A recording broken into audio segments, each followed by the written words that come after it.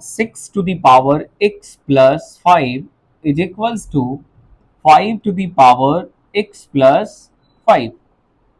Question यही कह रहा है, then find the value of, then find the value of, then find the value of x, then find the value of x। x का क्या निकालना है? मान निकालना है। तो हम लोग सबसे पहले करेंगे क्या, इसको, है ना, इसको सबसे पहले करना है, इसको अलग अलग कर दीजिए, ठीक है ना। ऐसा कुछ करेंगे, 5 to the power x into 5 to the power 5, और हम इसको ऐसे लिखा जा सकता है, इसको यहां से इसको इधर लेकर आ जाएंगे, 5 to the power x, we can write 6 to the power 5 to the power 5 upon 6 to the power 5, इतना लिखा जा सकता है। अब इसको और आगे बढ़ाएंगे तो ऐसा कुछ लिख सकते हैं, x whole power 6 to the power है ना 5 upon whole power is equals to 5 to the power 6 is equals to 5, है ना, whole power 5 basically. Here base तो दोनों को सेम नहीं है, अगर बेस सेम हो जाता है तो हम लोग क्या करेंगे, पावर को सेम कर देंगे।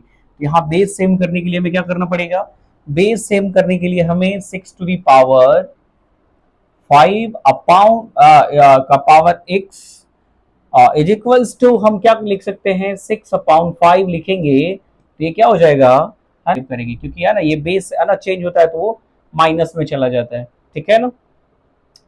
अब हम लोग इसको करेंगे क्या, डायरेक्ट वैल्यू यहाँ पे है ना निकल गया, डायरेक्ट वैल्यू है ना, अगर दोनों का बेस सेम है तो हम लोग डायरेक्ट लिख सकते हैं पावर इज इक्वल्स टू -5, ठीक है।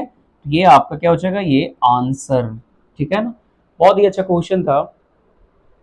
एक बार फिर से, 6 to the power x plus 5 is equals to 5 to the power x plus 5, then find the value of x। क्या करना है, x का वैल्यू निकालना है। तो हमने क्या किया है ना, दोनों को अलग अलग कर दिया, दोनों क्या कर दिया, अलग अलग कर दिया, इसको भी अलग कर दिया, इसको भी अलग कर दिया। एक्चुअली होता क्या है ना कि अगर दोनों बेस सेम है तो हम लोग क्या कर सकते हैं, पावर को अलग अलग कर सकते हैं, ठीक है, अगर वो प्लस में हो तब, ठीक है। अब उसी तरह से इसको भी हमने कर दिया, ये वाले को नीचे ले आई, इसको यहाँ लेके चले गए, ठीक है। 6 टू दिया ना, 6 अपॉन 5 का पावर x और 5 टू द पावर 6 अपॉन इसका पावर कितना हो जाएगा, 5 हो जाएगा। अब ये दोनों देखो, दोनों क्या हुआ, बेस सेम है, अगर बेस सेम हो जाएगा तो डायरेक्ट हम क्या कर सकते हैं, पावर इक्वल किया जा सकता है, ठीक है।